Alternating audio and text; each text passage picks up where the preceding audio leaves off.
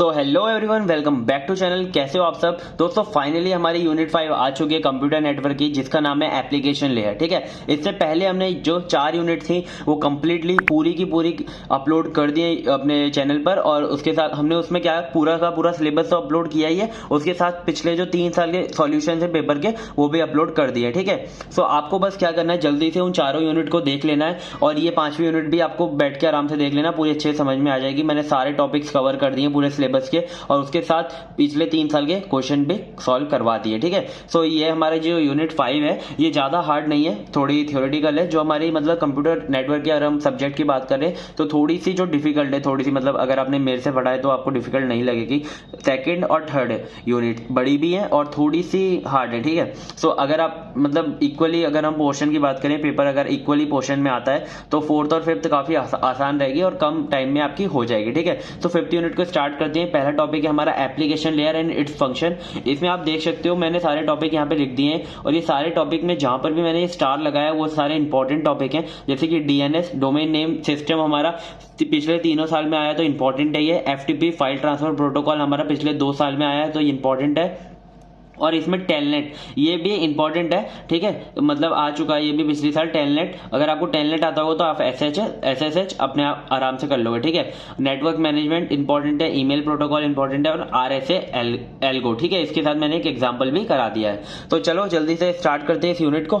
सबसे पहले हमारा जो टॉपिक है वो है एप्लीकेशन लेयर, जो कि हमारा 2021 और 22 में पूछा गया था। ऐसे क्वेश्चन आया था कि ओएसआई मॉडल में हमारी जो एप्लीकेशन लेयर है उसका फंक्शन क्या होता है। ठीक है, तो एप्लीकेशन लेयर होती क्या है? सबसे पहले अगर हम बात करें एप्लीकेशन लेयर की तो ओएसआई मॉडल में या फिर टीसीपी आईपी मॉडल में, दोनों में ही ये क्या है, टॉप मोस्ट लेयर है। ठीक है, अगर आपने पहली यूनिट देखी है तो आपने ओएसआई और टीसीपी आईपी मॉडल पढ़े होंगे। ठीक है, it provide the interface between the application software and a device and the underlying. ठीक है, तो ये डिवाइस और सॉफ्टवेयर एप्लीकेशन, देखो सॉफ्टवेयर एप्लीकेशन में और जो हमारा नेटवर्क है उसके बीच में ना ये इंटरफेस प्रोवाइड कराती है एप्लीकेशन लेयर। ठीक है, it delivers the standard interface that application can use, transmit and obtain information to communicate with each other। ये ऐसा इंटरफेस प्रोवाइड कराती है, स्टैंडर्ड इंटरफेस, जिसके थ्रू हम डेटा इंफॉर्मेशन ट्रांसमिट भी कर सकते हैं और गेट भी कर सकते हैं। ठीक है, सो ये होता है हमारा वर्क किसका, एप्लीकेशन लेयर का। अब हम इसके फंक्शंस देख लेते हैं कुछ।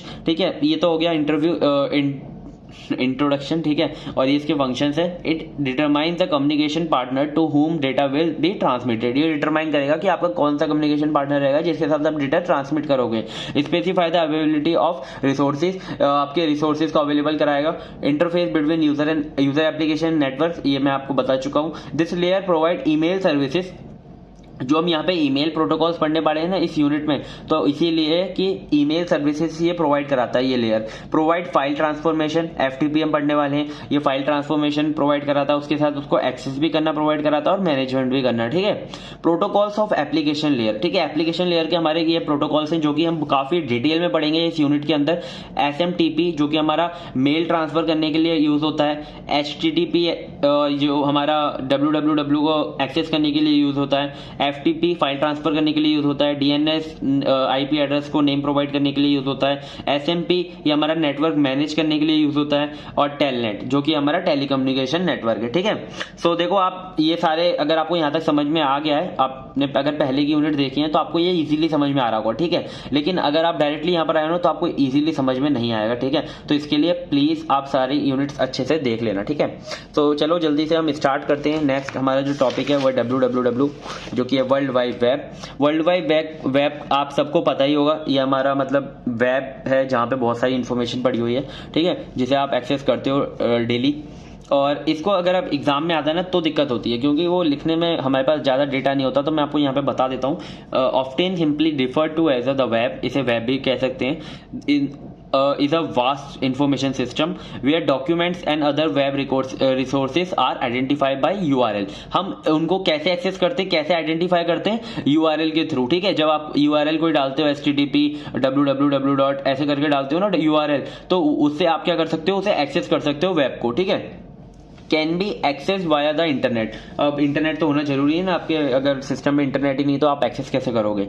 की कंपोनेंट्स क्या है इसके www के, इसमें देखो वेब, वर्ल्ड वाइड वेब में ना आपने, ये तो इंट्रोडक्टरी पार्ट हो गया, इसके जो की कंपोनेंट है ये आपको अपने आप समझा के आने। वेब पेजेस, जो कि आपके वेब पेजेस होते हैं जो कि HTML से बनाए जाते हैं, ठीक है, तो आप उसे समझा के आना है, जिसके जो कि कलेक्शन होता है हमारे फाइल्स का, डॉक्यूमेंट्स का, इमेजेस का, है ना। और वेब ब्राउजर जो कि हमारे क्रोम है, सफारी है, ये सब क्या है, web browser. Web servers, web servers क्या प्रोवाइड कराते हैं, वेब सर्वर्स एक सर्विस प्रोवाइड कराते हैं जिसके अंदर जो हम URL डालते हैं वो लोकेट कराते हैं उसे सही डेटा के साथ, ठीक है। तो देखो नेक्स्ट है हमारा URL क्या होता है हमारा, URL मैंने आपको बता दिया, यूनिफॉर्म रिसोर्स लोकेटर। ये क्या कराता है, जो भी मतलब आप जो आपका जो डेटा है वो www से आप एक्सेस कर सकते हो इसके थ्रू। फिर आता है हमारा HTTP और HTTPS, ये हमारे क्या है, प्रोटोकॉल्स हैं जिसके थ्रू आप इंटरनेट से सर्विस ले सकते हो। और यहाँ पे मैंने एक डायग्राम बनाया है, इसे आप देख सकते हो। इस डायग्राम को आप समझ में आ ही रहा होगा आपको, अपने रिक्वेस्ट की वेब पेज को, फिर यहाँ पे गई सर्वर के पास, वेब सर्वर के पास, वेब सर्वर ने आपको जो उस रिक्वेस्ट में देखा कि इसको कौन सा भाई, जैसे आपने yahoo.com लिखा तो वेब सर्वर ने देखा इन्हें yahoo.com कीजिए, तो yahoo.com जो URL थी उसे लोकेट करा दिया किसे, yahoo.com से, और आपको उसकी HTML फाइल प्रोवाइड करा दी। नेक्स्ट हमारा काफी इंपॉर्टेंट टॉपिक है डोमेन नेम सिस्टम, ठीक है। DNS हमारा पिछले 3 साल में आया हुआ है, और एक साल तो ऐसा था कि 2 बार पूछा गया था, एक में ये सब पार्ट था किसी क्वेश्चन का, और एक में ये 10 मार्क्स में फुल्ली आया था, ठीक है। तो DNS सिस्टम आपको अच्छे से, डोमेन नेम सिस्टम आपको अच्छे से पढ़ना है, ठीक है। इसका मतलब क्या है, मतलब कि आपको देखो, ह्यूमंस को क्या होता है कि नंबर्स याद करने में बहुत डिफिकल्टीज होती है। आप अगर फोन नंबर की भी बात करो ना, आपको अपना और पेरेंट्स का ही पता होता है, आप अपने दोस्तों का फोन नंबर याद नहीं रखते, ठीक है। तो मतलब नंबर्स याद करने में ह्यूमंस को डिफिकल्टी आ रही थी, इस वजह से डोमेन नेम सिस्टम सीन में आया, और इसने जो IP एड्रेस थे, ठीक है, आप मतलब कि हर एक जो आपकी नेम होता है ना उसका URL का, उसके पे के पीछे ना एक IP एड्रेस होता है, ठीक है। तो आप IP एड्रेस याद नहीं करते हो, आपको बस नाम पता होता है कि ये, हाँ ये याहू है, ये जैसे आप मल्टी आइटम्स का आप एग्जांपल लो, जैसे कि अगर हमारी वेबसाइट है तो आप उस पे पीछे एक IP एड्रेस होगा, ठीक है, आप उसे याद नहीं करोगे, बस उसका नाम याद करोगे, ठीक है। सो डोमेन नेम सिस्टम क्या करता है, IP एड्रेस को मैप कराता है नेम से, और नेम को मैप कराता है IP एड्रेस से, ठीक है। इसका ये वर्क होता है। For a person it convenient, ये कन्वीनियंट होता है पर्सन के लिए याद करना नेम्स का instead of addresses. In the internet the domain name space is divided into 3 section. जो हमारा डोमेन नेम स्पेस है, जो कि डोमेन नेम्स हैं, वो 3 सेक्शंस में डिवाइडेड है। पहला है inverse domain, generic domains and country domains, ठीक है।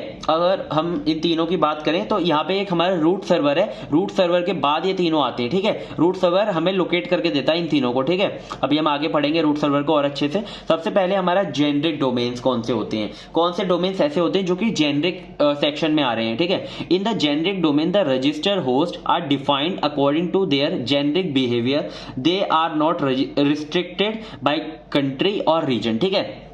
ये कोई भी मतलब ऐसे डिवाइडेड नहीं है कि इस कंट्री का ये, इस रीजन का ये अपने एक जेनरिक बिहेवियर पे डिवाइडेड है, ठीक है। तो इसके अंदर ये 14 डोमेन्स आते हैं, जो कि मैं आपको समझा देता हूँ, एक दो मतलब 3-4 समझा देता हूँ, जो कि आप सारे पढ़ लेना, ठीक है। जैसे अगर हम .com की बात करें तो जो भी हमारी कमर्शियल वेबसाइट होगी, ठीक है, उसके आगे .com लगेगा।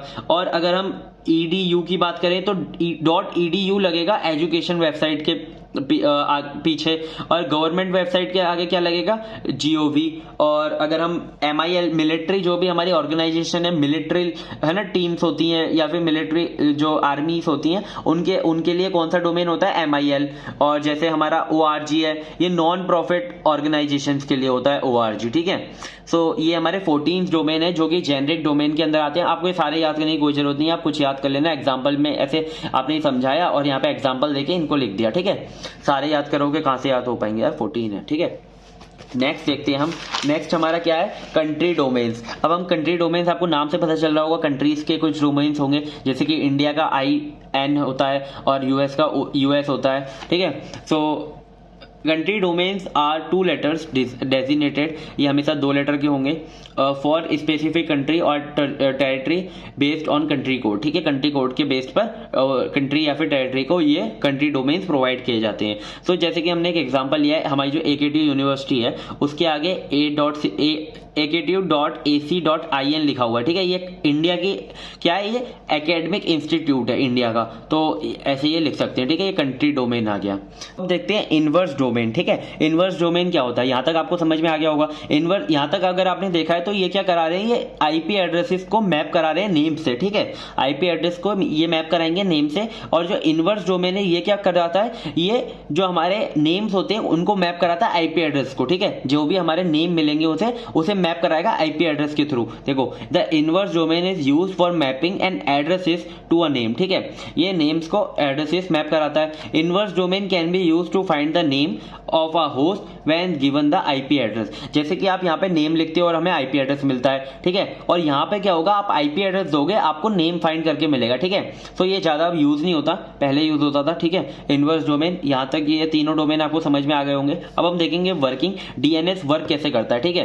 To map an address to a name और a name to an address we use DNS client known as resolver. हम क्या किसी भी आईपी एड्रेस को नेम से मैप कराने के लिए या फिर किसी भी नेम को आईपी एड्रेस से मैप कराने के लिए किसका यूज करते हैं, डीएनएस क्लाइंट का, जिसे हम क्या कहते हैं, रिसॉल्वर, ठीक है। अब हम इसे देखते हैं। The resolver approaches the nearest DNS server with a mapping request, ठीक है। सबसे पहले जब हम भी वेबसाइट का नाम लिखते हैं तो डीएनएस जो हमारा रिसॉल्वर होता है वो क्या करता है, अपने जो सबसे पास में डीएनएस सर्वर है उसे रिक्वेस्ट करता है, मतलब अपनी आईपी एड्रेस को लेने के लिए।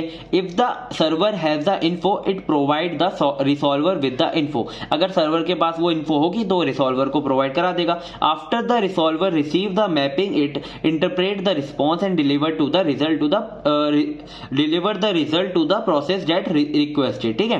जैसे उसे इंफॉर्मेशन मिलेगी रिसॉल्वर क्या करेगा, उसे क्लाइंट को प्रोवाइड करा देगा। Resolution can be either recursive और इटरेटिव। वर्किंग ऑफ डीएनएस को हम रेसोल्यूशन प्रोसेस भी कह सकते हैं डीएनएस का। तो रेसोल्यूशन जो होता है हमारा, या तो वो रिकर्सिव होता है या तो वो आइटरेटिव होता है, ठीक है। अब हम दोनों मेथड को अच्छे से पढ़ेंगे। सबसे पहले तो मैं आपको एक बार है ना इसका बेसिक ओवरव्यू दे देता हूं कि कैसे ये रिसॉल्वर, हमारा जो डीएनएस सिस्टम है वो कैसे काम करता है। तो सबसे पहले ये जो हमारा क्लाइंट है, ठीक है, यहाँ पे क्या है, एक हमारा क्लाइंट है, ठीक है। ये देख लो, यहाँ पे हमने वेबसाइट का नाम डाला, जैसे कि आपने डाला yahoo.com, ठीक है। अब ये जो वेबसाइट का नेम है ना क्लाइंट के, कहाँ पे जाएगा, रिसॉल्वर के पास जाएगा, ठीक है। डीएनएस रिसॉल्वर के पास जाएगा। अब रिसॉल्वर क्या करेगा, रूट सर्वर के पास भेजेगा इसे। रूट सर्वर क्या करेगा, रूट सर्वर इसे इंफॉर्मेशन देगा टॉप लेवल सर्वर की। ये जो हमारे टॉप लेवल सर्वर है ना, इनकी इंफॉर्मेशन देगा रूट सर्वर इसको। जैसे इसे रूट रिसॉल्वर को रूट टॉप लेवल सर्वर की इंफॉर्मेशन मिलेगी, ये जाएगा टॉप लेवल सर्वर के ऊपर। अब ये टॉप लेवल सर्वर इसे इंफॉर्मेशन देंगे ऑथोरेटिव सर्वर्स की, ठीक है। ऑथोरेटिव सर्वर के अंदर क्या होता है, एक हमारा वेबसाइट के नेम होते हैं, उसके साथ मैप आईपी एड्रेसेस होते हैं, तो यहीं से हमें आईपी एड्रेस मिलते हैं। तो ऑथोरेटिव क्या करेगा, सर्वर इसे आईपी एड्रेस प्रोवाइड कराएगा और ये आईपी एड्रेस क्लाइंट को प्रोवाइड कराएगा। तो ये 8 स्टेप में ऐसे डीएनएस सिस्टम काम करता है, ठीक है। आई होप आपको समझ में आ गया होगा। अब ये दो मेथड से काम करता है। पहला होता है रिकर्सिव। देखो ये वाला जो मेथड है ना बिल्कुल आइटरेटिव की तरह है, ठीक है।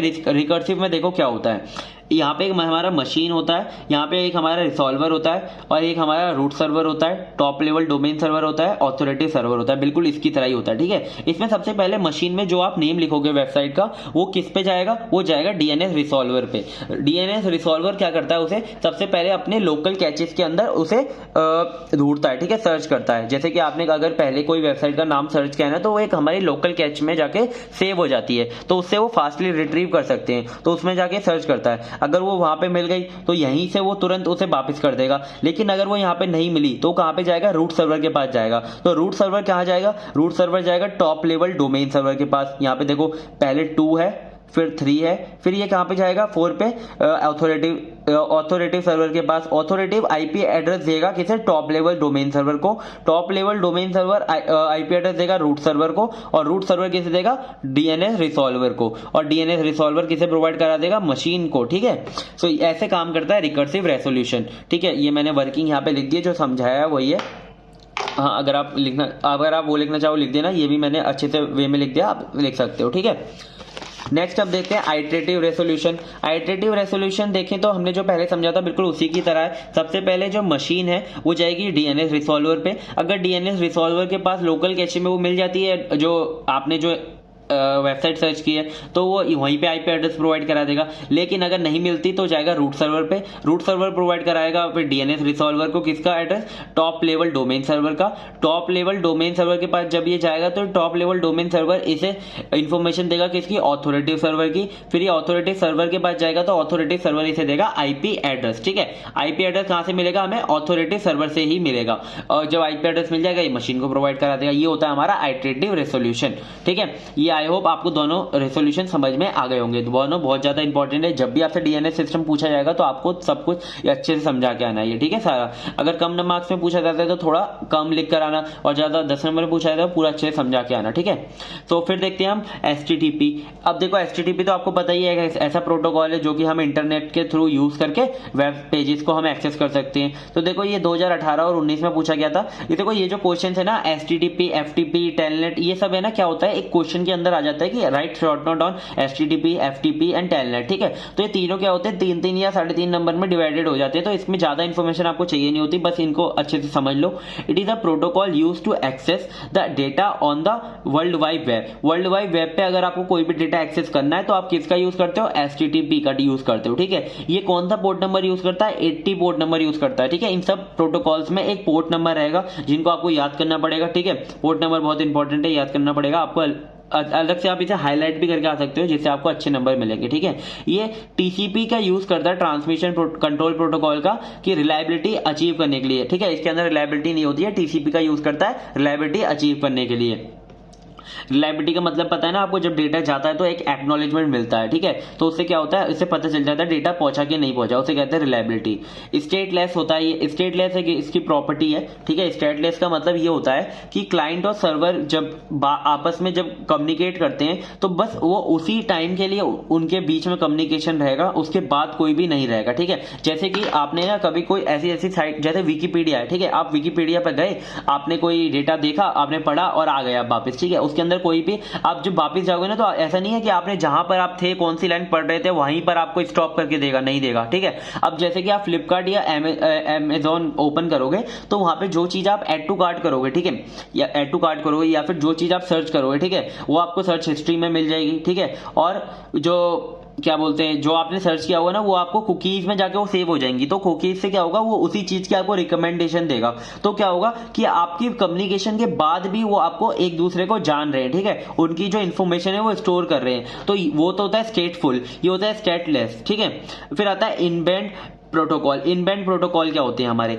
इनबैंड प्रोटोकॉल ये होते हैं कि अगर कोई हमारा प्रोटोकॉल अगर एक ही पोर्ट नंबर को यूज कर रहा है मल्टीपल चीजों के लिए तो होता है इनबैंड प्रोटोकॉल। जैसे कि ये क्या करता है, कमांड जनरेट करने के लिए या फिर डेटा को क्या बोलते हैं ट्रांसफर करने के लिए किसका यूज करता है, पोर्ट नंबर 80 का ही यूज करता है। ठीक है, तो ये क्या होता है, इनबाउंड प्रोटोकॉल हो गया। जैसे कमांड्स क्या होते हैं हमारे, यूजर नेम डालना, पासवर्ड डालना। ठीक है, तो ये कमांड्स होते हैं। और डेटा ट्रांसफर करने के लिए किसे यूज करता है, एक ही पोर्ट नंबर को यूज करता है 80। तो ये क्या हो गया, इनबाउंड प्रोटोकॉल, ये याद रखना। ठीक है, फिर आता है हमारा ये HTTP 1.0, ये होता है नॉन परसिस्टेंट। नॉन परसिस्टेंट का मतलब, नॉन परसिस्टेंट कनेक्शन होते हैं मल्टीपल कनेक्शन, यानी कि इसका मतलब बताता हूं। जैसे कि आपने ना कोई भी चीज आपने सर्च की, ठीक है, आपने गए वेबसाइट पे, आपने पहले जो आपका लॉगिन पेज खुला उसके लिए एक आपका अलग कनेक्शन बनेगा। ठीक है, फिर आप नेक्स्ट पेज पे जाओगे, लॉगिन कर लोगे, जब आप डैशबोर्ड पे जाओगे तो उसके लिए एक अलग कनेक्शन बनेगा। जब आप डैशबोर्ड से, जैसे कि आप ERP पे जाते हो ना, अपनी AKTU ERP पे, वहां से आप एग्जाम फॉर्म भरने गए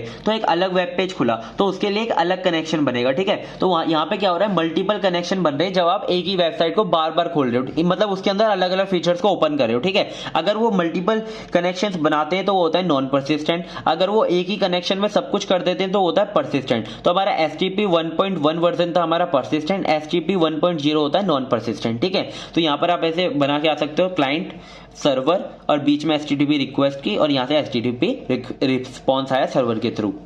अब नेक्स्ट आता है हमारा FTP, ये हमारा 2021-22 और 22-23 में पूछा गया था। ठीक है, FTP क्या होता है, फाइल ट्रांसफर प्रोटोकॉल। ये होता है हमारा क्या, file transfer protocol. File transfer protocol mainly किसके लिए यूज होता है हमारा, इंटरनेट का यूज करके हम कंप्यूटर नेटवर्क में क्लाइंट और सर्वर आपस में क्या करते हैं, फाइल ट्रांसफर करते हैं। ठीक है, ये रिलायबल प्रोटोकॉल है, इसमें मतलब एक्नॉलेजमेंट मिल जाता है जब आपकी फाइल ट्रांसफर हो जाती है। नॉट इनबाउंड, ये नॉट इनबाउंड होता है, यानी कि जो वो तो इन बैंड था, यहाँ पर आप देख सकते हो HTTP क्या था हमारा, इन बैंड प्रोटोकॉल था, लेकिन हमारा FTP क्या है, नॉट इन बैंड है, यानी कि इसमें जो पोर्ट नंबर 20 है वो तो डेटा शेयर करने के लिए यूज होता है, पोर्ट नंबर 21 है वो किसके लिए यूज होता है, कंट्रोल कमांड्स के लिए यूज होता है। तो देखो यहाँ पे दो पोर्ट नंबर है, एक तो पोर्ट नंबर 20, एक पोर्ट नंबर 21, ठीक है, ये दोनों अलग अलग अपने परफॉर्म कर रहे हैं जो मतलब फंक्शंस हैं। Data connection is non persistent, ये नॉन परसिस्टेंट होता है, इसमें मल्टीपल कनेक्शंस बनेंगे। कंट्रोल कनेक्शन इज परसिस्टेंट, देखो इसके अंदर जब आप डेटा शेयर करोगे तो ये नॉन परसिस्टेंट हो जाएगा, यानी कि उसके अंदर मल्टीपल कनेक्शन करेंगे, लेकिन जब आप इसके अंदर कंट्रोल कमांड से यूज करोगे तो ये परसिस्टेंट हो जाएगा, ठीक है। स्टेटफुल होता है, यानी कि इन्फो अबाउट डेटा स्टोर, ठीक है, जो भी आपने डेटा सर्च किया उसकी जो इन्फॉर्मेशन है वो स्टोर रहेगी, ठीक है।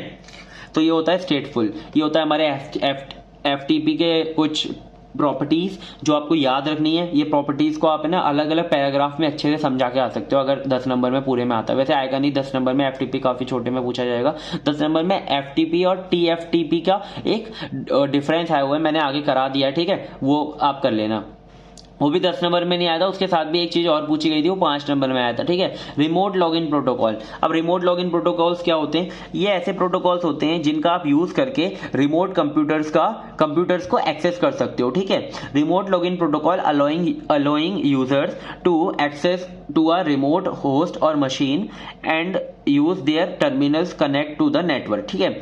सो ये किसका यूज करते हैं, ये ऐसे प्रोटोकॉल होते हैं कि ये यूजर को एक ऐसा फंक्शन प्रोवाइड कराते हैं जिससे कि वो रिमोट कंप्यूटर को एक्सेस कर सके और टर्मिनल से कनेक्ट कर सके, ठीक है। जो भी आप टर्मिनल पे कमांड चलाओ वो रिमोट कंप्यूटर पे भी चल जाए, ठीक है। यहाँ पे आप ऐसे लोकल कंप्यूटर डाल सकते हो जो कि टर्मिनल से कनेक्टेड है और बीच में नेटवर्क और यहाँ पर एक रिमोट कंप्यूटर, ठीक है। ये होता है हमारा रिमोट लॉगिन प्रोटोकॉल। इसके अंदर हमारे मेनली दो प्रोटोकॉल होते हैं, एक होता है हमारा टेलनेट और एक होता है हमारा SSH। सो दोनों प्रोटोकॉल को अच्छे से पढ़ेंगे। पहले अगर आपने टेलनेट समझ लिया तो आप SSH आराम से समझ लोगे, ये उसका टेलनेट का अपडेटेड वर्जन ही है, ठीक है। 2018 में पूछा गया था Telnet. Telnet is a network protocol use to provide a bidirectional interactive text based communication. इसके अंदर सिर्फ टेक्स्ट बेस्ड कम्युनिकेशन होगी रिमोट कंप्यूटर और लोकल कंप्यूटर में। ये बाई डायरेक्शनल होता है, दोनों एक दूसरे को मैसेज सेंड कर पाएंगे, ठीक है। Facility using virtual terminal connection, ठीक है, वर्चुअल टर्मिनल कनेक्शन का यूज करके फैसिलिटी प्रोवाइड कराई जाती है।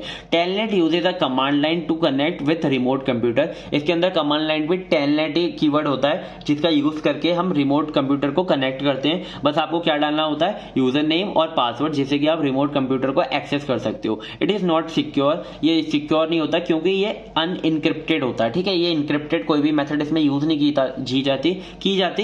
इसमें ये जो डायरेक्ट आपका टेक्स्ट बना वो प्लेन टेक्स्ट ही आपका ट्रांसफर होगा, ठीक है। तो देखो प्लेन टेक्स्ट तो ट्रांसफर होगा, उसके साथ आपका यूजर नेम भी ट्रांसमिट हो रहा होगा और पासवर्ड भी ट्रांसमिट हो रहा होगा। तो ये बहुत वल्नरेबल होता है और इजीली हाईजैक हो सकता है due to its lack security features. इसके अंदर देखो सिक्योरिटी है ही नहीं, देखो पासवर्ड ही जब आप शेयर कर रहे हो तो फैसिलिटी कहां से है, कोई भी सिक्योरिटी है कहां, ठीक है। Telnet has largely been replace. तो देखो ये लार्जली क्या होने लगा, रिप्लेस होने लगा ऐसे प्रोटोकॉल से जो कि ज्यादा सिक्योर है इससे, ठीक है।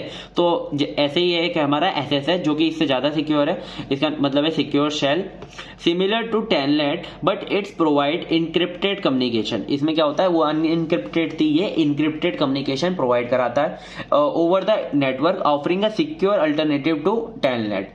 SSH uses port number 22 by default and include features like secure file transfer and secure command execution, ठीक है। ये पोर्ट नंबर 22 का यूज करता है और इसके अंदर सिक्योर फाइल ट्रांसफर भी होता है और सिक्योर कमांड एग्जीक्यूशन भी होता है। तो देखो ये टेलनेट से क्या है, इसका एक अपडेटेड वर्जन है, ठीक है। आई होप ये आपको समझ में आ गए होंगे, ठीक है। तो यहाँ तक यार वीडियो देख लिया, एक्सप्लेनेशन अच्छा लग रहा है तो प्लीज एक कमेंट भी कर देना कि आपको एक्सप्लेनेशन अच्छा लग रहा है, और चैनल को सब्सक्राइब कर लो अगर आपको ऐसे ही कंटेंट देखते रहना है, ठीक है। तो अब नेक्स्ट टॉपिक है हमारा नेटवर्क मैनेजमेंट। नेटवर्क मैनेजमेंट आपको नाम से पता चल रहा होगा, कोई भी नेटवर्क को क्या करना, मैनेज करना, ठीक है। नेटवर्क के अंदर हमारे क्या होते हैं, होस्ट्स होते हैं, उनको मैनेज करना, नेटवर्क कैसे सिक्योर रहेगा उसे मैनेज करना, कैसे नेटवर्क के बीच में आपस में स्मूथली कम्युनिकेशन होगी उसे मैनेज करना, ठीक है। It means application tools and processes, application processes को हम यूज करते हैं किसके लिए, network operate smoothly securely and efficiently. Main functions क्या है इसके? ऑपरेट करना, मेंटेन करना, एडमिनिस्ट्रेटर करना और नेटवर्क इंफ्रास्ट्रक्चर को क्या बनाना? सिक्योर बनाना। ठीक है, तो ये था हमारा क्या? Network management. अब हमारा नेटवर्क मैनेजमेंट में मेन हमारा जो प्रोटोकॉल होता है वो होता है हमारा SNMP। ठीक है, SNMP होता है, जो कि हमारा पिछले साल पूछा गया, 2018-19 में भी पूछा गया था। इसकी एक वर्किंग है। ठीक है, तो देखो, simple network management protocol is widely used protocol for managing and monitoring devices on a network. ठीक है, सो नेटवर्क पे आपकी जो डिवाइसेस हैं उनको मॉनिटर और मैनेज करने के लिए कौन सा प्रोटोकॉल यूज किया जाता है? SNMP। ठीक है, इसके अंदर हमारे 3 कंपोनेंट्स होते हैं मेन। पहला होता है हमारा SNMP मैनेजर। SNMP मैनेजर आपको नाम से पता चल होगा, ये मैनेजर है। ठीक है, ये पूरे नेटवर्क पे आपको मॉनिटरिंग करेगा। मैनेजर कैसे मॉनिटरिंग करता है ना? Software system that collects and process information from network devices and monitor the network. ठीक है, ये जो पूरी टोटल जो हमारी इंफॉर्मेशन होगी उसे कलेक्ट करेगा और प्रोसेस करेगा और मॉनिटर करेगा नेटवर्क को। ठीक है, also known as network management station. ठीक है, ये नेटवर्क मैनेजमेंट स्टेशन के नाम से भी जाना जाता है। फिर आता है हमारा SNMP एजेंट। ठीक है, मैनेजर से नीचे वाली पोस्ट पे आता है SNMP एजेंट। और सॉफ्टवेयर कंपोनेंट, ये हमारा एक सॉफ्टवेयर का कंपोनेंट है। ये तो पूरा सॉफ्टवेयर सिस्टम है, ये सॉफ्टवेयर का क्या है? कंपोनेंट है, जो कि रन हो रहा होगा नेटवर्क डिवाइसेस पर। ठीक है, जैसे कि राउटर्स और स्विचेस पे ये रन हो रहा होगा और ये उनकी इंफॉर्मेशन लाकर किसको देगा? SNMP मैनेजर को लाके देगा। ठीक है, फिर आता है मैनेजमेंट इंफॉर्मेशन बेस। ठीक है, बेस आपको डेटा बेस जैसे होता है इंफॉर्मेशन बेस, वैसे यहाँ पे है डेटा बेस और a collection of info that describe the structure of network devices data. ठीक है, इसके अंदर जो हमारी इंफॉर्मेशन होगी वो स्टोर रहेगी और ये कैसे स्टोर रहेगी? ऑर्गेनाइज हायरार्किकली फॉर्मेट में ये स्टोर रहेगी। ठीक है, ये होता है हमारा नेटवर्क मैनेजमेंट। तो यहाँ तक आई होप आपको समझ में आ गया होगी सारी चीजें। नेक्स्ट क्या है हमारा? नेक्स्ट है हमारा ईमेल प्रोटोकॉल्स। तो देखो, ईमेल शेयर करने के लिए, ईमेल को मैनेज करने के लिए, ईमेल को रिट्रीव करने के लिए किसका हम यूज करते हैं? ईमेल प्रोटोकॉल्स का यूज करते हैं। Email protocols are rules and standard that governs the exchange of email over the internet. They ensure that email are send, received and accessed efficiently and securely. ठीक है, इसके functions है, आप लिख सकते हो। The primary email protocols are, इसके mainly 3 email protocols हैं, SMTP, IMAP एंड POP3। तो मेन इसमें SMTP है, जो कि आपको अच्छे से पढ़ना है क्योंकि हमारे में सबसे ज्यादा पिछले 3 सालों में पूछा गया है SMTP, है ना। तो IMAP और ये ज्यादा इंपॉर्टेंट है, लेकिन ये इसके लिए पढ़ना है क्योंकि ये पिछले साल पूछा जा रहा है। ठीक है, सो SMTP हमारा क्या है? सिंपल मेल ट्रांसफर प्रोटोकॉल है, बहुत ही सिंपल, सबसे सिंपल वे है मेल ट्रांसफर करने का, ज्यादा फंक्शन भी नहीं होते इसके अंदर। SMTP is use to send email from client to server between server. ठीक है, या तो वो आप क्लाइंट से सर्वर के पे भेज लो ईमेल, और या तो आप सर्वर से सर्वर पे भेज लो। सर्वर से क्लाइंट का कोई कॉन्सेप्ट नहीं होता इसके अंदर। ठीक है, companies use their SMTP server for marketing, password change and promotional email. जो आपके पास प्रमोशनल ईमेल्स आते हैं, जो आपके पास जब आप पासवर्ड चेंज करते हो तो एक ईमेल आता है ना, सिक्योरिटी का ईमेल आता है ना, कि अलर्ट ईमेल आता है, तो वो कैसे ईमेल्स होते हैं? SMTP ईमेल्स होते हैं, बस आप वो आते हैं। ठीक है, आप उसमें भेज नहीं सकते कोई भी उनको जो आपका रिप्लाई होता है। तो इसमें जैसे क्लाइंट और सर्वर है, यहाँ पे आप SMTP के थ्रू भेज तो सकते हो, लेकिन अगर आपको सर्वर से क्लाइंट पे भेजना है तो आपको IMAP और POP3 का यूज करना पड़ेगा। ठीक है, इसके अंदर 3 पोर्ट होते हैं। पोर्ट नंबर 22 हमारा डिफॉल्ट होता है, जिसके अंदर अनक्रिप्टेड डेटा आता है। पोर्ट नंबर 465 होता है, जिसके अंदर इनक्रिप्टेड डेटा आता है। पोर्ट नंबर 2525 होता है, जिसके अंदर ओपन एट सर्वर साइड। यहाँ पे जो हमारी इंफॉर्मेशन कहाँ पर आती है? सर्वर साइड पे ओपन करने के लिए कौन सा पोर्ट यूज कर रहे हैं हम? 2525। ठीक है, फिर आता है हमारा माइम। ठीक है, माइम क्या है हमारा? ये हमारा एक अपडेटेड वर्जन है SMTP का। ठीक है, MIME, multipurpose internet mail extension. ठीक है, जब आपको SMTP पूछा जाए ना तो आप माइम को भी डिस्क्राइब कर सकते हो, क्योंकि ये इसका क्या है? अपडेटेड भी वर्जन है। ठीक है, जैसे कि इसके अंदर ना हम मीडिया जो है अटैच नहीं कर सकते थे, मल्टीपल फाइल्स, बाइंडरी जो इन्फॉर्मेशन थी वो अटैच नहीं कर सकते थे, लेकिन माइम के अंदर हम मीडिया, मल्टीपल मीडिया को एक्सेस कर सकते, अटैच कर सकते हैं, और क्या कर सकते हैं? इसके अंदर हम बाइंडरी को भी अटैच कर सकते हैं। It is able to send multiple attachment with a single message, image, audio, video files, ये सब। ठीक है, MIME defines extension to SMTP to support binary attachment, unlimited message length. उसके अंदर एक लिमिट थी मैसेज लेंथ की, लेकिन इसके अंदर कोई भी लिमिट नहीं है, ये अनलिमिटेड है। ठीक है, MIME के अंदर एक हेडर होता है, जिस हेडर के अंदर एक MIME का वर्जन होता है, कंटेंट टाइप होता है, कंटेंट टाइप एनकोडिंग होती है, कंटेंट ID होती है और कंटेंट डिस्क्रिप्शन होता है। ठीक है, ये याद रखना हेडर के अंदर। ठीक है, सो माइम हेडर यहाँ तक, ये हमारा कहाँ तक हो गया, SMTP का पूरा हो गया पार्ट। अब है हमारा पोस्ट ऑफिस प्रोटोकॉल वर्जन 3 यानी कि POP3। ये क्या होता है? POP3 is use to retrieve email from server. ठीक है, ये किसके लिए यूज होता है? जब आपको सर्वर से कोई भी ईमेल्स को क्या करना है, रिट्रीव करना है, सिंगल क्लाइंट। ठीक है, ये सिंगल क्लाइंट के लिए यूज होता है। जब हम आगे IMAP पढ़ेंगे, मल्टीपल क्लाइंट्स के लिए यूज होता है। It download email from the server to the client devices. देखो आपको ना इसके अंदर क्या होगा, एक फीचर मिला है कि आप इसके अंदर जो आपकी ईमेल्स हैं आप इन्हें डाउनलोड कर सकते हो। ठीक है, डाउनलोड करके उन्हें अपनी डिवाइस के अंदर सेव कर सकते हो। तो जब आपके पास डाउनलोड हो जाएंगी तो क्या कर सकोगे आप, उसे डाउनलोड को आप यूज कर सकोगे। Once downloaded email can be accessed online. ठीक है, सो अगर आपका एक ऑनलाइन नहीं ऑफलाइन आएगा, सॉरी यहाँ पे ऑफलाइन आएगा। ठीक है, तो जब आपकी एक बार ईमेल आपकी क्या हो जाएगी, डाउनलोड हो जाएगी, तो आपको क्या कर सकते हो, आप उसे ऑफलाइन भी यूज कर सकते हो। ठीक है, पोर्ट नंबर 110 जो होता है हमारा अनइनक्रिप्टेड पोर्ट होता है, और जो पोर्ट नंबर 995 होता है, ये 5 भी अच्छे से नहीं दिख रहा है, 995 होता है, वो इनक्रिप्टेड पोर्ट होता है। ठीक है, इस ऑनलाइन को अच्छे से काट देता हूँ भैया। नेक्स्ट है हमारा IMAP internet message access protocol. ठीक है, ये क्या है, ये इसका अपडेटेड वर्जन है POP3 का। पहले जो माइम था वो हमारा SMTP का था, लेकिन ये मैप जो है हमारा IMAP, ये POP3 का अपडेटेड वर्जन है। ठीक है, IMAP वर्जन, इसके वर्जन कौन कौन से है, IMAP 2, IMAP 3, IMAP 4 एक्सेट्रा। ठीक है, ये किसके लिए यूज होता है, रिट्रीव करने के लिए ईमेल तो यूज होता है। जैसे कि यहाँ पर हम सिर्फ सिंगल क्लाइंट से मेल को क्या कर रहे थे, रिट्रीव कर रहे थे, लेकिन ये यहाँ पे मल्टीपल क्लाइंट से मेल को रिट्रीव कर सकता है। यहाँ पे कोई भी सर्च ऑप्शन नहीं था, यहाँ पे आपको क्या मिलेगा, सर्च ऑप्शन मिलेगा। It allows to access email without downloading them. आप यहाँ पे तो देखो डाउनलोड करना पड़ेगा आपको ईमेल, और फिर आप उसे ऑफलाइन यूज कर सकते हो, लेकिन यहाँ पर क्या होगा, यहाँ पर आप ईमेल को बिना डाउनलोड करे यूज कर सकते हो। ठीक है, उसे एक्सेस कर सकते हो और उसे डाउनलोड भी कर सकते हो। इट अलाउज मल्टीपल ऑपरेशन जैसे कि क्रिएट, डिलीट, मैनिपुलेट, इन सबको आप इसमें यूज कर सकते हो। पोर्ट नंबर 143 हमारा अनइनक्रिप्टेड पोर्ट होता है, और 993 हमारा इनक्रिप्टेड पोर्ट होता है। ठीक है, आई होप ये समझ में आ गया होगा आपको। ठीक है, नेक्स्ट देख लेते हैं। नेक्स्ट हमारा क्या है, how TFTP different from FTP। ठीक है, ये मैंने आपको बताया था, ये डिफरेंस आया हुआ है 10 नंबर में, 2018-19 में आया था। तो मैं आपको बताता हूँ, TFTP दोनों ही हमारे फाइल ट्रांसफर के लिए यूज होते हैं। ठीक है, कुछ डिफरेंस है इसके अंदर। Trivial file transfer protocol and file transfer protocol are both protocol use for transferring file between devices over a network, but they have several file transfer differences, key differences in terms of functionality and complexity. अब देखो मैंने काफी simple एक table बना रखी है जिससे आपको आराम से समझ में आ जाएगा। ठीक है, FTP में जो प्रोटोकॉल यूज होता है वो होता है TCP, और TFTP में UDP। इसमें होता है पोर्ट नंबर 20 एंड 21, इसमें होता है सिर्फ 69।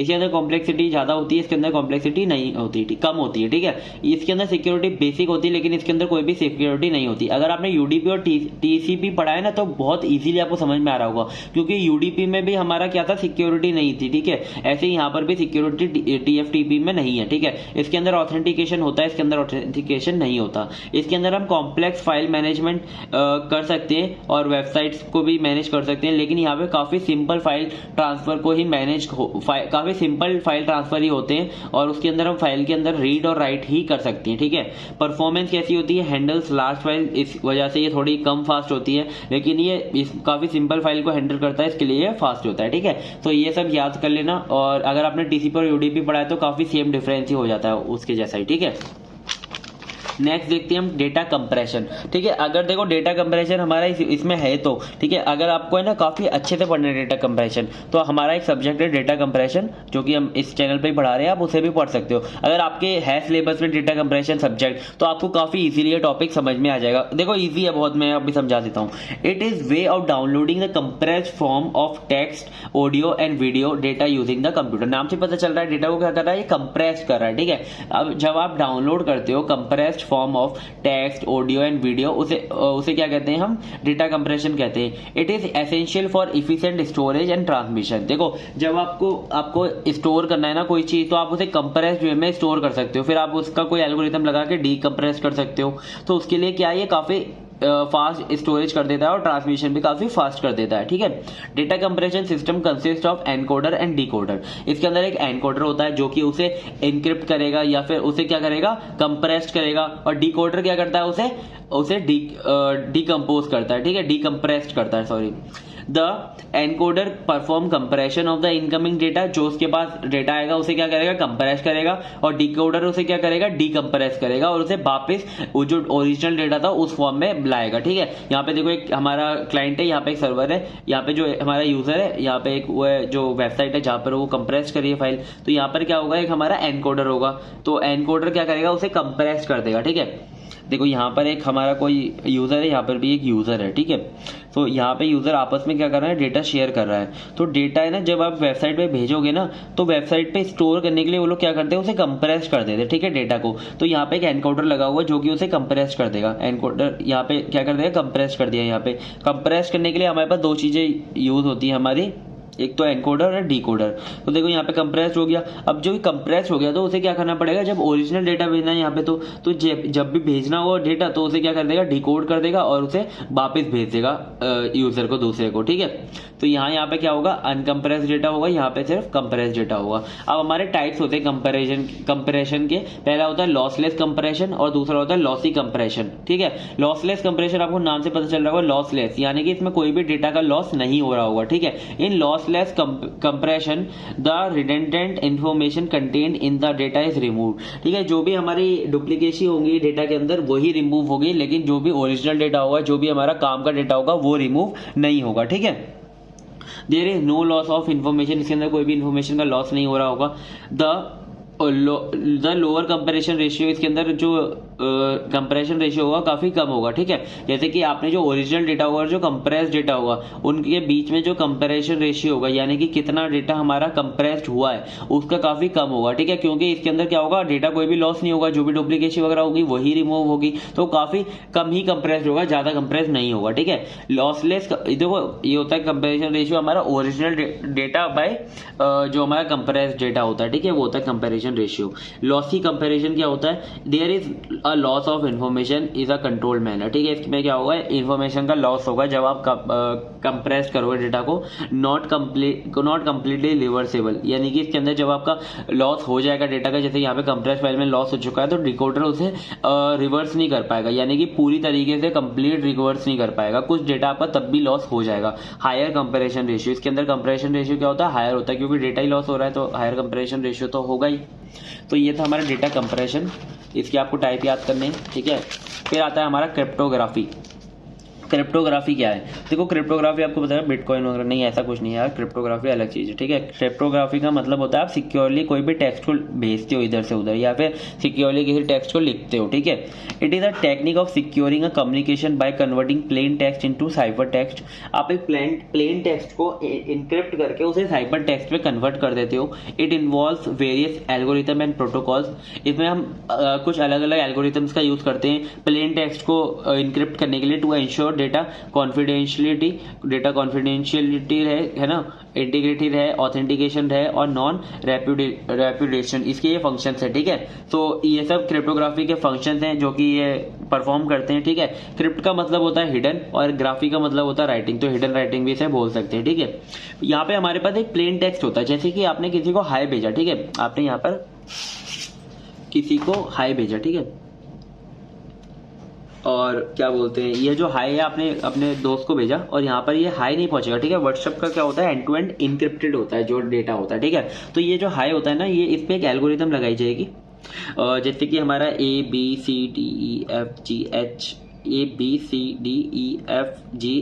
ठीक है, एच जो आ रहा है हमारा किस पे आ रहा है, 8th नंबर पे आ रहा है। ठीक है, सो 8th नंबर पे ये हमारा एच आ रहा है, और जैसे आई आएगा HI तो ये 9th नंबर पे आ रहा है, तो 8 9 है ना ये, तो इस पे क्या है, एल्गोरिथम लगा देंगे +1 का। ठीक है, +1 का एल्गोरिथम लगा दिया और 8 को बना दिया 9 और 9 को बना दिया 10। ठीक है, तो देखो जो 8 पे क्या होगा, I आ जाएगा और IJ होता है ना, तो J आ जाएगा। तो यहाँ पे क्या डेटा शेयर होगा, यहाँ पे IJ होगा डेटा शेयर। ठीक है, एनकोडर इसे इनक्रिप्ट कर देगा IJ में। ठीक है, और डिकोडर क्या करेगा, उसे HI में वापस से कन्वर्ट करेगा और आपके दोस्त को भेज देगा। ठीक है, तो देखो ऐसे इनक्रिप्टेड और डिक्रिप्टेड का परफॉर्म होता है कॉन्सेप्ट। ठीक है, ये मतलब एक एल्गोरिथम थी, ऐसे ही बहुत सारी एल्गोरिथम होती हैं और जो कि परफॉर्म करती हैं ये कॉन्सेप्ट। देखते हैं अब यहाँ पे एक हमारा प्लेन टेक्स्ट है जो कि रीडेबल फॉर्मेट में है। ये मतलब मेनली इसके लिए यूज होता है ना कि आपका डेटा जो लीक ना हो पाए, ठीक है, किसी को पता ना चल पाए आपने क्या डेटा शेयर किया है, ठीक है, नेटवर्क में, क्योंकि बहुत सारे हैकर्स होते हैं जो कि आपके नेटवर्क चेन को क्या कर लेते हैं, हैक कर लेते हैं। फिर आता है हमारा इंक्रिप्शन। प्लेन टेक्स्ट को क्या कर दिया हमने, इंक्रिप्शन कर दिया और इसके अंदर कन्वर्ट कर दिया साइफर टेक्स्ट के अंदर, फिर ये नॉन रीडेबल फॉर्मेट में आ जाएगा, ठीक है। फिर आ गया हमारा क्या, डिक्रिप्शन। साइफर टेक्स्ट को हम क्या करेंगे, डिक्रिप्ट करेंगे और उसे वापस रीडेबल फॉर्म में कन्वर्ट कर देंगे। फिर आता है हमारा टाइप्स ऑफ क्रिप्टोग्राफी। क्रिप्टोग्राफी आपको समझ में आ गया कि मतलब आपको क्या करना है, अपने प्लेन टेक्स्ट को साइफर टेक्स्ट के अंदर कन्वर्ट करने को और साइफर टेक्स्ट को प्लेन टेक्स्ट में कन्वर्ट करने को, इस पूरे प्रोसेस को क्या कहते हैं, क्रिप्टोग्राफी कहते हैं। टाइप्स ऑफ क्रिप्टोग्राफी, सबसे पहले हमारी क्रिप्टोग्राफी होती है सिमेट्रिकल इंक्रिप्शन, ठीक है। सिमेट्रिकल इंक्रिप्शन के अंदर क्या होगा कि आपकी जो एल्गोरिथम होगी ना, जो आपकी की होगी, वो सेंडर भी वही की यूज कर रहा होगा और रिसीवर भी वही की यूज कर रहा होगा, वो होता है symmetrical encryption. This is the simplest kind of encryption that involves only one secret key to cipher and a decipher information. जब आप साइफर करने के लिए भी उसी की का यूज कर रहे हो और डीसाइफर करने के लिए भी उसी की का यूज कर रहे हो, ठीक है। It uses a secret key that either can be number, word, string, कोई भी हो सकता है इसके अंदर। It is blended with the plain text, उसे ब्लेंड करेंगे प्लेन टेक्स्ट के साथ और मैसेज को चेंज करते हैं, ठीक है। The sender and the recipient should know the secret key that is used to encrypt and the decrypt data. ये तो पता ही होना चाहिए दोनों को, अगर दोनों को सीक्रेट की पता है तभी वो डेटा आपस में शेयर कर पाएंगे, ठीक है। फिर आता है द मोस्ट पॉपुलर सिमेट्रिक की क्रिप्टोग्राफी सिस्टम। इसके अंदर जो हमारा मोस्ट पॉपुलर एल्गोरिथम है वो है एक हमारा डेटा इंक्रिप्शन सिस्टम और एडवांस इंक्रिप्शन सिस्टम, जो कि क्या है, सिमेट्रिकल हमारा इंक्रिप्शन मेथड है। फिर नेक्स्ट आता है हमारा एसिमेट्रिकल की क्रिप्टोग्राफी। इसे हम पब्लिक की क्रिप्टोग्राफी भी कहते हैं, ठीक है। तो इसके अंदर क्या होता है, कॉन्सेप्ट होता है जिसके अंदर एक हमें प्राइवेट की मिलती है और एक पब्लिक की मिलती है, ठीक है। इसमें क्या करते हैं, पब्लिक की से डेटा को इनक्रिप्ट करते हैं और प्राइवेट की से उसे डिक्रिप्ट करते हैं, ठीक है। अब pair of key is use to encrypt and decrypt info, ठीक है। The receiver public key is use for encryption. तो यहाँ पे क्या होगा, पब्लिक की का हम यूज करके क्या करेंगे, इनक्रिप्शन करेंगे, ठीक है। पब्लिक की यानी कि उसको, वो तो सबको पता होगी पब्लिक की, जो इसका हम इनक्रिप्शन करेंगे, लेकिन उसे डिक्रिप्ट करने के लिए प्राइवेट की होगी, ठीक है। उसको डिक्रिप्ट करने के लिए क्या होगी, प्राइवेट की होगी, जिससे वो डिक्रिप्ट होगा, है ना। You publish your public key to the world wide keeping your private key secret. आपने अपनी पब्लिक की को क्या कर सकते हो, आप पूरे दुनिया को पता होगी, लेकिन जो प्राइवेट की होगी वो सिर्फ कुछ ही लोगों को पता होगी जो कि उसे डिक्रिप्ट कर पाएंगे। द मोस्ट पॉपुलर एसिमेट्रिक की cryptography algorithm is RSA algorithm, जो कि हम बहुत अच्छे से पढ़ेंगे अभी आगे, उसके एग्जाम्पल भी करेंगे, है ना। RSA एल्गोरिथम है हमारा एसिमेट्रिक की क्रिप्टोग्राफी, ठीक है। यहाँ पे देखो एक हमारा प्लेन टेक्स्ट होता है, उस पर हम इंक्रिप्शन करते हैं पब्लिक की के थ्रू, फिर उसे साइफर टेक्स्ट के अंदर कन्वर्ट करते हैं और फिर उसे साइफर टेक्स्ट को डिक्रिप्ट करते हैं प्राइवेट की के थ्रू और उसे प्लेन टेक्स्ट में कन्वर्ट करते हैं। आपको ये आराम से बना के आ जाना, ठीक है, आराम से अच्छे नंबर मिल जाएंगे। फिर आता है हमारा डिजिटल सिग्नेचर। तीसरा हमारा पार्ट क्या है, digital signature. It is a signature is encrypted using private की। देखो इसके अंदर बस सेम ही इसकी तरह ही है, बस इसके अंदर क्या होगा कि जो हमारा इंक्रिप्शन होगा वो प्राइवेट की से होगा और जो डिक्रिप्शन होगा वो पब्लिक की से होगा, और ये ज्यादा हमारा सिक्योर होता है हैंड रिटन सिग्नेचर से, ठीक है। तो बस आपको ये डायग्राम याद करना है। इसके अंदर एक हमारे पास एक ओरिजिनल टेक्स्ट होगा, ओरिजिनल टेक्स्ट पे आप क्या करोगे, एक साइन करोगे अपना और उसे इनक्रिप्ट कर दोगे, किससे, प्राइवेट की से इनक्रिप्ट कर दिया। अब उस साइन को वेरीफाइड करने के लिए किसका आप यूज करोगे, पब्लिक की का, और वो वेरीफाइड हो जाएगा, ठीक है। तो आई होप आपको ये समझ में आ गया होगा, ठीक है। हमारा लास्ट टॉपिक रह गया है RSA एल्गोरिथम। तो देखो RSA एल्गोरिथम काफी इजी एल्गोरिथम है, बस आपको है ना स्टेप्स याद करने हैं। RSA को अगर हम देखिए तो ये हमारा रिवेस्ट, शैमिर, एल्डमैन, ये हमारे तीनों साइंटिस्ट हैं, उनके नेम पे बेस्ड है। It is an algorithm use to encrypt and decrypt message, ठीक है। इनक्रिप्ट और डिक्रिप्ट मैसेज करने के लिए ये यूज होता है। It is an asymmetric cryptography algorithm. Encryption का इसका देखो बस आपको ये फॉर्मूले याद करने हैं, ठीक है। अगर आपने ये फॉर्मूले याद कर लिए तो पूरा एल्गोरिथम आराम से हो जाएगा आपका, ठीक है। इंक्रिप्शन में देखो, इंक्रिप्शन हम करते हैं यहाँ पे C is equal to P⁻E mod n। ये सारे अभी आपको मैं बताऊंगा जब एल्गोरिथम बताऊंगा। और डिक्रिप्शन का आपका जो आपका मैसेज ये जो होता है फॉर्मूला होता है P is equal to C⁻D mod n, ठीक है। पब्लिक की होती है हमारी E, N एंड प्राइवेट की होती है हमारी D, N। अब मैं आपको यहाँ पे स्टेप्स बता देता हूँ। स्टेप्स बहुत इजी हैं, बस 5 स्टेप हैं। इन 5 स्टेप्स को अगर आप कर लोगे तो ये पब्लिक की और प्राइवेट की आराम से निकाल लोगे, ठीक है। और किसी भी डेटा को इनक्रिप्ट कर लोगे और उसे डिक्रिप्ट भी कर लोगे RSA एल्गोरिथम के थ्रू, ठीक है। तो आपको क्या करना है, सबसे पहले 2 लार्ज प्राइम नंबर लेने हैं, ठीक है। वो जो 2 लार्ज प्राइम नंबर होंगे वो होंगे हमारे P एंड Q, ठीक है। फिर उन P और Q को क्या करना है, मल्टीप्लाई करके n निकाल लेना है। जब आपके पास n आ जाएगा तो आपको क्या करना है, P एंड Q का यूज करके आपको आइलर फंक्शन निकालना है। ये जो हमारा phi n होता है, ये होता है हमारा आइलर फंक्शन, ठीक है। जब आप P-1 एंड Q-1 करके उसे मल्टीप्लाई करके आइलर फंक्शन निकाल लोगे तो फिर आपको क्या करना है, एक आपको E निकालना पड़ेगा, ठीक है। E निकालना पड़ेगा। E आपको ऐसा एक स्मॉल नंबर लेना पड़ेगा जो कि हमारा phi n का Q प्राइम हो, ठीक है, यानी कि को प्राइम हो, ठीक है। ये जो को प्राइम होंगे दोनों, अभी मैं आपको इसका कॉन्सेप्ट बताऊंगा। को प्राइम का मतलब क्या होता है, जब आप यहाँ पे ना इनका जो GCD होना चाहिए, को प्राइम का मतलब ये होता है E और आपका जो ये phi n है, इन दोनों का जो GCD होना चाहिए वो होना चाहिए 1, ठीक है। यानी कि ग्रेटेस्ट कॉमन डिवाइजर होना चाहिए वो 1 होना चाहिए। E और phi n दोनों जो उसका कॉमन डिवाइजर हो वो सिर्फ 1 हो, ठीक है। और आपको फिर यहाँ से क्या निकालना है, D निकालना है। और D से आप क्या, D इस फॉर्मूले से निकाल सकते हो, D into E mod phi n is equal to 1। अगर आपको ये समझ नहीं आया, ठीक है, बिल्कुल समझ नहीं आया, कोई दिक्कत नहीं है, अभी मैं इसे एग्जाम्पल करूंगा तो आपको अच्छे से समझ में आ जाएगा, ठीक है। ये देखो एग्जाम्पल है हमारे पास। यहाँ पे हमने 2 नंबर ले रखे हैं प्राइम नंबर, एक है हमारा 3, एक है हमारा 5, दोनों प्राइम नंबर है। एक हमारा 3P है और Q हमारा 5 है, ठीक है। यहाँ पे हमने n निकाल लिया, दोनों को मल्टीप्लाई करके 15 आ गया। फिर हमने phi n निकाल लिया जिसको हमने P-1 यानी कि 3-1 एंड 5-1 करके 8 आ गया, ये 2 इंटू 4, ठीक है। 8 आ गया हमारा phi n। अब क्या किया हमने, अब हमें निकालना है E, ठीक है। E हमें ऐसा निकालना है जो कि हमारा phi n के साथ क्या हो, GCD करें तो 1 आ जाए, ठीक है। और E हमारा ऐसा होना चाहिए, एक तो 1 से बड़ा होना चाहिए और phi n से छोटा होना चाहिए, ठीक है। ये भी इसकी कंडीशन है। यहाँ पे मैं लिख देता हूँ, and 1 then E and less than phi n, ठीक है।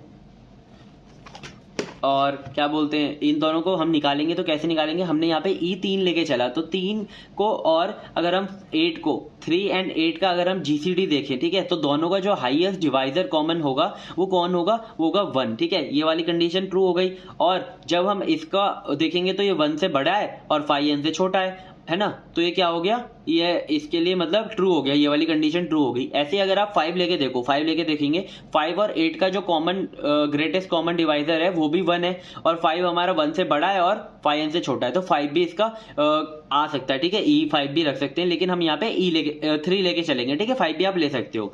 फिर हम D कैसे फाइंड करेंगे, D में आपको इस फॉर्मूले से फाइंड करना है, D into E mod phi n is equal to 1, ठीक है। यहाँ पे हमने E की जगह पे 3 रख दिया, phi n की जगह पे 8 रख दिया और D हम निकालेंगे। हम D को चलो 3 मानते, ठीक है। अगर हमने 3 मानेंगे तो क्या इस फॉर्मूले में फिट हो रहा है, तो अगर हमने 3 माना तो 3 इंटू 3 9 आ गया, मोड किया 8 के साथ तो क्या आ गया, 1 आया। क्यों 1 आया, क्योंकि अगर आप मल्टीप्लाई करोगे 8 की, अगर आप टेबल में देखोगे तो 8 1 बार आता है और उसका अगर हम मोड करेंगे तो क्या आ जाएगा, 9 आएगा। 8 तो आता ही है तो 9 के साथ उसे माइनस कर देंगे, 8 के साथ तो क्या आएगा, 1 आएगा। तो क्या हो जाएगा, मोड इसका 1 आ जाएगा, तो ये वाली कंडीशन इसकी ट्रू हो जाएगी।